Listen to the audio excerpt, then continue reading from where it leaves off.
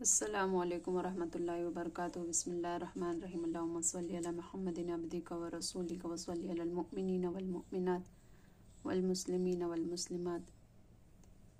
10 فرشتے سال بھر تک گھر میں رحمت لٹاتے ہیں۔ حضرت انس رضی اللہ تعالیٰ عنہ نے اپنے بھائی حضرت برہ بن مالک رضی اللہ تعالیٰ عنہ سے فرمایا، اے برہ، آدمی جب اپنے بھائی کو اللہ عز و جل کے لیے مہمان نوازی کرتا ہے اور اس کی کوئی جزا اور شکریہ نہیں چاہتا تو اللہ تعالیٰ اس کے گھر میں 10 فرشتوں کو بھیج دیتے ہیں جو پورے 1 سال تک اللہ عز و جل کی تسبیح و تحلیل اور تکبیر پڑھتے ہیں اور اس کے لیے مغفرت کی دعا کرتے رہتے ہیں، اور جب سال پورا ہو جاتا ہے تو ان فرشتوں کو پورے سال کی عبادت کے برابر اس کے نامہ اعمال میں عبادت لکھ دی جاتی ہے، اور اللہ تعالیٰ کے ذمے یہ ہے کہ اس کے جنت کے لذیذ غذائیں جنت الخلد اور نا فنا ہونے والی بادشاہی میں کھلائے۔ سبحان اللہ، سبحان اللہ۔ کسی کے گھر مہمان تو کیا آتا ہے، گویا اللہ عز و جل کی رحمت کی چھما چھم برسات شروع ہو جاتی ہے۔ اس قدر اجر و ثواب اللہ اللہ، مگر یاد رہے اس میں بھی اور ہم ہر عمل میں اخلاص شرط ہے۔ اگر کوئی دنیاوی مفاد یا شہرت کے پیش نظر کسی کی مہمان نوازی کرے تو پھر ثواب کی امید نہیں۔ ہرگز ہرگز اس قسم کی بات زبان تو زبان دل میں بھی نہ لائے کہ ہمارا مہمان تو بڑا بے مروت نکلا، کچھ دینا تو درکنار، زبانی شکریہ تک ادا نہیں کیا۔ اس طرح ثواب ضائع ہو سکتا ہے۔ مہمان کے آگے جتنا بھی کھانا رکھا جاتا ہے وہ سارا حساب سے متصنع الگ ہوتا ہے، بلکہ مہمان کے آگے بہت سارا کھانا رکھ دیا جائے، پھر اس میں جتنا بھی بچ رہے اسے کھاتے رہے تو قیامت کے روز اس کا حساب بھی نہیں لیا جائے گا۔ اس لیے بعض بزرگوں کی عادت ہوتی ہے، گھر میں جو کچھ کھانا حاضر ہوتا ہے سب کا سب مہمانوں اور دوستوں کے آگے رکھ دیتے اور پھر بچا ہوا بعد میں تناول فرماتے رہتے۔ چنانچہ امام غزالی رحمۃ اللہ تعالیٰ علیہ فرماتے ہیں، مہمان کے ساتھ مل کر کھایا تو حساب نہ ہوگا۔ ایک بزرگ کی عادت تھی کہ جب بھائیوں کے سامنے دسترخوان بچھاتے تو بہت سارا کھانا لگاتے اور فرماتے، حدیث شریف میں آیا ہے کہ جو کھانا دوستوں کے آگے سے بچ رہے اس کا حساب نہ ہوگا۔ میں چاہتا ہوں کہ جو کھانا دوستوں کے سامنے سے بچا ہوا اٹھاؤ کھایا کروں۔ مہمان سے خدمت لینا مروت کے خلاف ہے۔ قاضی یحییٰ بن عاصم رحمۃ اللہ تعالی علیہ فرماتے ہیں کہ میں ایک دن خلیفہ مامون الرشید کا مہمان تھا۔ آدھی رات گئے، مجھے پیاس لگی، میں پانی پینے اٹھا۔ مامون الرشید نے اٹھنے کی وجہ پوچھی، میں نے کہا پیاس لگی ہے۔ کہا اپنی جگہ جاؤ، اور خود اٹھ کر میرے واسطے پانی لایا۔ میں نے کہا کوئی غلام باندی نہ تھا جس سے آپ پانی منگاتے؟ کہا سب سو رہے ہیں۔ میں نے کہا میں خود پی لیتا، آپ نے کیوں زحمت کی؟ خلیفہ مامون نے کہا مہمان سے خدمت لینا برا اور بدنامی کا باعث ہے۔ حکایت امیر المومنین حضرت سیدنا عمر بن عبدالعزیز رضی اللہ تعالیٰ عنہ ایک رات مہمان کے ساتھ محض گفتگو تھے کہ چراغ بجھ گیا۔ آپ خود ہی اٹھے، چراغ میں تیل ڈالا۔ مہمان نے عرض کیا، علی جاں مجھے حکم فرما دیتے، میں تیل ڈال دیتا۔ فرمایا مہمان سے کام لینا ٹھیک نہیں۔ عرض کیا خادم کو آواز دے دیتے۔ فرمایا وہ تو بیچارہ ابھی سویا ہے۔ پھر فرمایا میں تیل ڈالنے سے پہلے جو عمر بن عبدالعزیز تھا، تیل ڈالنے کے بعد بھی وہی عمر بن عبدالعزیز رضی اللہ تعالیٰ عنہ ہو۔ حضرت گنج شکر رحمۃ اللہ تعالیٰ علیہ فرماتے ہیں، حضرت امام اعظم ابو حنیفہ رحمۃ اللہ تعالیٰ علیہ کا معمول تھا، جو شخص ان کے یہاں مہمان ہوتا اس کے ہاتھ خود دھلاتے اور فرماتے یہ سنت رسول صلی اللہ علیہ وسلم ہے، اور دیگر انبیاء علیہ السلام کا بھی یہی سنت ہے۔ امام مالک رحمۃ اللہ تعالیٰ علیہ خود ہاتھ دھلاتے اور کھانے والوں کو خود ہی پانی پلاتے۔ جب انبیاء علیہ السلام اور ائمہ کرام رحمہ اللہ کی سنت یہی ہے تو اسلامی بھائیوں، جہاں تک ممکن ہو سنت رسول صلی اللہ علیہ وسلم اور سنت ائمہ کرام رحمۃ اللہ تعالیٰ علیہ پر چلنا چاہیے تاکہ کل قیامت کے روز ان کے سامنے شرمندہ نہ ہونا پڑے۔ ایک دفعہ حضرت ابوبکر صدیق رضی اللہ تعالیٰ عنہ نے صحابہ کرام کے وفد کو کھانے پر بلایا ہوا تھا۔ آپ رضی اللہ تعالیٰ عنہ نے خود لوٹا ہاتھ میں لیا اور سب کے ہاتھ دھلائے۔ فاروق اعظم رضی اللہ تعالیٰ عنہ مہمان کی تعظیم کے لیے کھڑے ہو جاتے۔ حضرت عمر خطاب رضی اللہ تعالیٰ عنہ کی عادت مبارکہ تھی کہ جب کوئی باشرح مہمان آتا تو خود تعظیماً کھڑے ہو جاتے اور اس کی خدمت کرتے۔ لوگوں نے اس تعظیم کا سبب پوچھا تو آپ رضی اللہ تعالیٰ عنہ نے فرمایا، میں نے سنا ہے کہ سرکار مدینہ صلی اللہ علیہ وسلم فرماتے ہیں، جس مکان میں مہمان ہوتا ہے فرشتے کھڑے رہتے ہیں، لہٰذا مجھے شرم آتی ہے اور اللہ تعالیٰ کے فرشتے کھڑے رہے اور میں وہاں بیٹھا رہوں۔ جس نے مہمان کی تعظیم کرنے والے کے لیے جنت کی بشارت ہے، جیسا کہ تاجدار مدینہ صلی اللہ علیہ وسلم نے فرمایا، مہمان برکت ہے خدا کی طرف سے اور نعمت ہے اللہ تعالیٰ کی، تو جس نے مہمان کی تعظیم کی وہ میرے ساتھ جنت میں ہوں گا، اور جس نے مہمان کی تعظیم نہ کی وہ مجھ سے نہیں۔ میٹھے میٹھے اسلامی بھائی اور بہنوں، جب کبھی مہمان آ جائے تو دل تھوڑا نہیں کرنا چاہیے، بلکہ خوش دلی کے ساتھ اس کی خاطر مدارت کرنی چاہیے۔ مہمان آتا ہے تو اپنا رزق بھی ساتھ لاتا ہے، اس کی خدمت میں سراسر ہمارا ہی فائدہ ہے۔ مہمان کو دروازے تک رخصت کرنا سنت ہے۔ حضرت ابو ہریرہ رضی اللہ تعالیٰ عنہ کا بیان ہے، تاجدار مدینہ صلی اللہ علیہ وسلم نے ارشاد فرمایا، سنت یہ ہے کہ آدمی مہمان کو دروازے تک رخصت کرنے جائے۔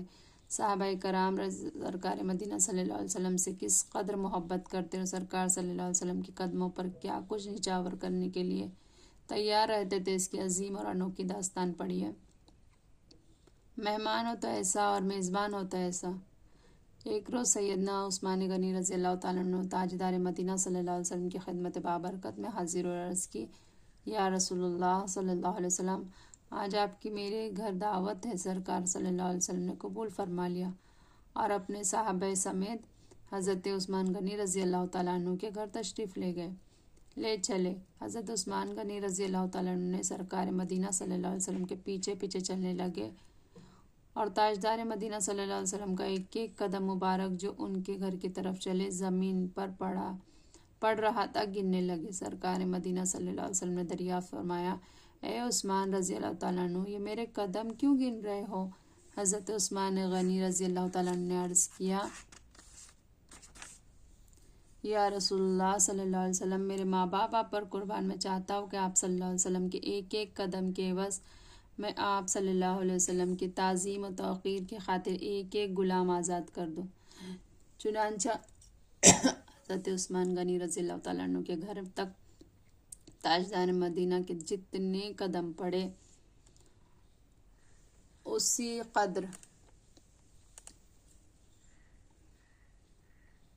قدر غلام حضرت عثمان غنی رضی اللہ تعالیٰ عنہ نے آزاد کیے۔ جب یہ دعوت ہو چکی تو حضرت مولا علی کرم اللہ وجہہ اپنے گھر تشریف لائے تو حضرت بی بی فاطمہ الزہرا رضی اللہ تعالیٰ عنہ نے دیکھا آپ رضی اللہ تعالیٰ عنہ بڑے مغموم ہیں۔ حضرت فاطمہ زہرا رضی اللہ تعالیٰ عنہ آج میرے بھائی نے پوچھا، آپ رضی اللہ تعالیٰ عنہ کیوں پریشان ہیں؟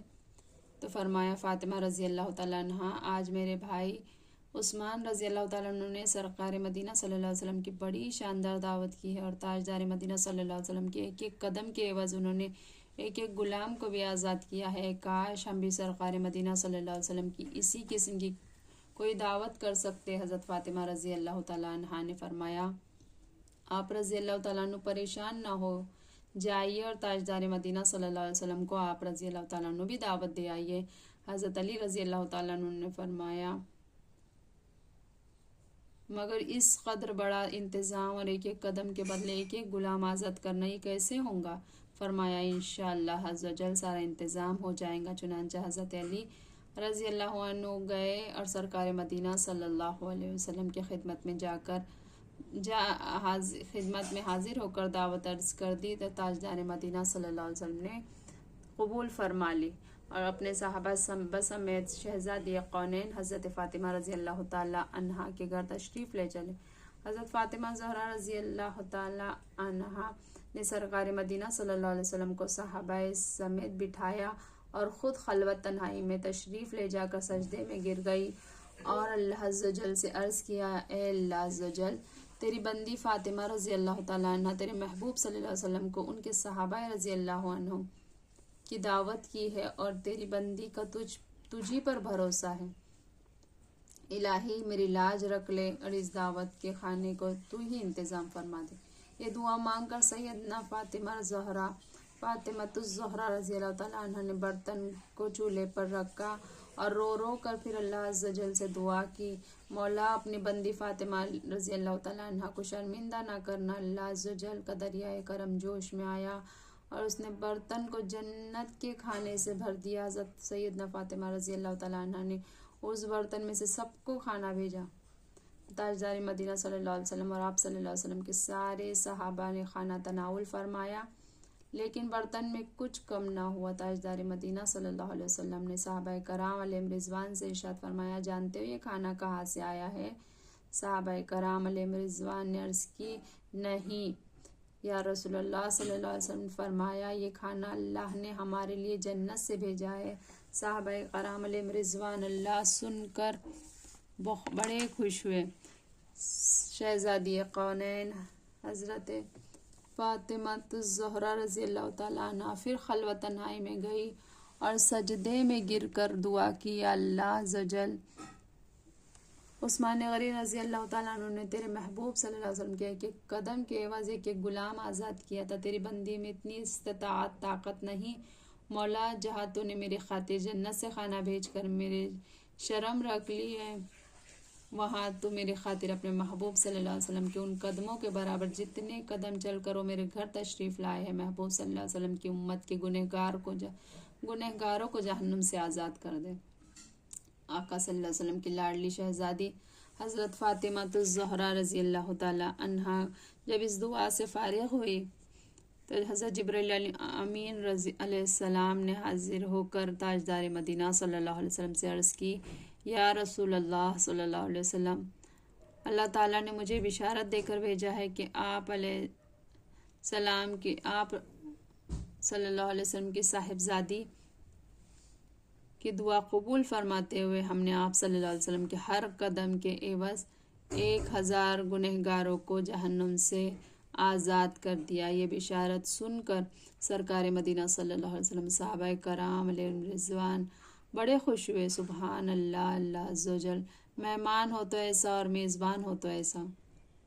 اس واقعے میں جہاں سیدنا عثمان غنی رضی اللہ تعالیٰ عنہ کی بے مثال سخاوت کا مظاہرہ ہے، وہی شہزادی کونین خاتون جنت رضی اللہ تعالیٰ عنہ کے اپنے بابا جان رحمت عالمیان صلی اللہ علیہ وسلم کی امت سے بے پایا محبت و شفقت کا رقت انگیز نظارہ بھی ہے۔ کیوں نہ ہو کہ خود سرکار عبد قرار، ہم بے کسوں کے مددگار، شافی روز شمار صلی اللہ علیہ وسلم بھی تو ہم گنہگار سے بے پناہ شفقت فرماتے ہیں، اور خود اللہ عز و جل کا بھی ہم پر اس قدر کرم بالائے کرم ہے کہ شہزادی صاحبہ نے بابا جان صلی اللہ علیہ وسلم کے ہر قدم کے عوض ایک گنہگار کی بخشش کا سوال کیا، اور رحمت خداوندی کے قربان کے ہر قدم کے بدلے 1000 گنہگاروں کی بخشش کا اعلان فرمایا۔